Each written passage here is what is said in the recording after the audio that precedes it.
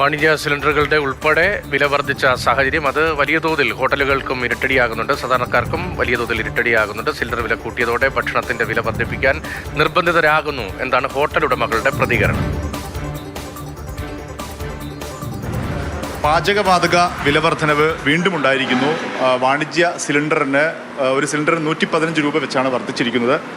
2 മാസത്തിനിടയിൽ പലതവണ സിലിണ്ടറിന് വില വർധനവുണ്ടായി. ഇതിനേറ്റവും ഒടുവിൽ വീണ്ടും വർദ്ധിച്ചിരിക്കുന്നതാണ്.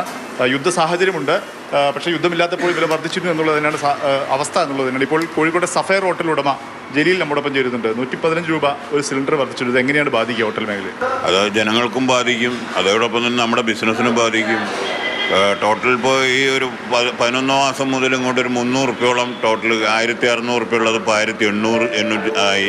ഭക്ഷണത്തിന് വില കൂട്ടേണ്ടി വരും. ഭക്ഷണത്തിന് വില കൂട്ടേണ്ടി വരും. ഇപ്പോൾ ഷവർമ നിർത്തിവെച്ചു. ഗ്യാസിൻ്റെ ഈ ഇത് കാരണം നമുക്ക് വിറ്റാൽ ഒക്കില്ല, കാരണം വെറുതെ ഗ്യാസ്. പാചകവാതക വില അക്ഷരാർത്ഥത്തിൽ വർധനവുണ്ടാകുമ്പോൾ അടുക്കള ബജറ്റ് അത് പൂർണ്ണമായും താളം തെറ്റിക്കുമെന്നാണ് തൃശ്ശൂരിലെ വീട്ടമ്മമാർ പറയുന്ന പ്രതികരണങ്ങൾ കൂടി ഒന്ന് കാണും. പാചകവാതക വില വർധനവ് നമ്മുടെ കേരളത്തിലെ വീട്ടമ്മമാരെ, അടുക്കള ബജറ്റിനെ എല്ലാം തന്നെ താളം തെറ്റിക്കുന്ന നിലയിലേക്ക് ഒരുപക്ഷെ മാറാനായി സാധ്യതയുണ്ട്. എന്നോടൊപ്പം തൃശ്ശൂർ പാലക്കലിലുള്ള ഡെന്നിസ് ടീച്ചറാണുള്ളത്. ടീച്ചർ അടുക്കളയിലാണ്. ടീച്ചറെ, അടുക്കള ബജറ്റൊക്കെ ഇനിയിപ്പോൾ താളം തെറ്റാൻ സാധ്യതയുണ്ടോ? ഞങ്ങളെ സംബന്ധിച്ചിടത്തോളം ഞാനൊരു പെൻഷനറാണ്.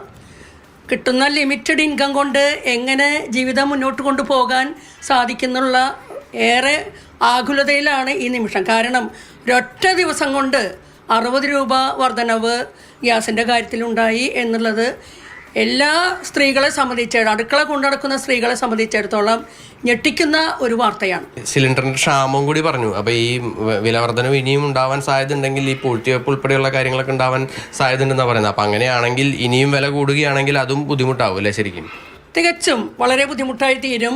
ഇത് കടക്കണിയിലേക്കാണ് നമ്മൾ ഓരോരുത്തരെയും തള്ളിവിടുക. ബുക്ക് ചെയ്യുമ്പോൾ നമ്മൾ ഒരു സ്കേഴ്സിറ്റി പറയുന്നുണ്ടോ? ഇപ്പം ഇന്നിപ്പോൾ ഞാൻ ഗ്യാസ് ബുക്ക് ചെയ്യാൻ നോക്കിയിട്ട് എനിക്ക് കിട്ടിയിട്ടില്ല. അപ്പോൾ അത് കാണിക്കുന്നത് ഗ്യാസിലുള്ള ആ സപ്ലൈ കൂടി അത് വളരെ മോശമായ രീതിയിൽ ബാധിക്കും. സ്ത്രീകൾ വീർപ്പുമുട്ടുന്ന ഒരവസ്ഥയിലേക്കാണ് ഈ വിലവർധനവ് പോകുന്നത് എന്നാണ് ഈ അവസരത്തിൽ എനിക്ക് പറയാനായിട്ടുള്ളത്. അല്ലെങ്കിൽ തന്നെ നല്ല വിലയുണ്ട്, അതിൽ കൂടെ പിന്നെ 60 കൂടുന്നു. ഇനി എത്ര കൂടുന്നു അറിയില്ല, യുദ്ധം തുടർന്ന് പോയാൽ. പിന്നെ ഇത് കൂടുന്നതോട് കൂടിയിട്ട് പെട്രോളിൻ്റെയും ഡീസലിൻ്റെയും ഒക്കെ വില കൂടുന്നതോട് കൂടിയിട്ട് എല്ലാ സാധനങ്ങളുടെയും വില കൂടുകയാണ്. പച്ചക്കറിയുടെയും പല വ്യഞ്ജനങ്ങളുടെയും എല്ലാ നിത്യോപയോഗ സാധനങ്ങളുടെയും വില കൂടുന്നു. ഇപ്പം തന്നെ സാധാരണക്കാർക്ക് ജീവിക്കാൻ പ്രയാസമാണ്, ഇടത്തട്ടുകാർക്കും പ്രയാസമാണ്. ഇനിയും സാധനങ്ങളുടെ വില കൂടിയാൽ എന്ത് ചെയ്യും? തീർച്ചയായും ചെലവുകൾ എത്രത്തോളം ഒതുക്കാൻ കഴിയും, എത്രത്തോളം വർദ്ധിക്കുമെന്നുള്ളൊരു ആശങ്കയാണ് എല്ലാ അടുക്കളകളിൽ നിന്നും നമുക്ക് കാണാൻ സാധിക്കുന്നത്. മണികണ്ഠനൊപ്പം MS ലിഷോയ്, മാതൃഭൂമി ന്യൂസ്, തൃശ്ശൂർ.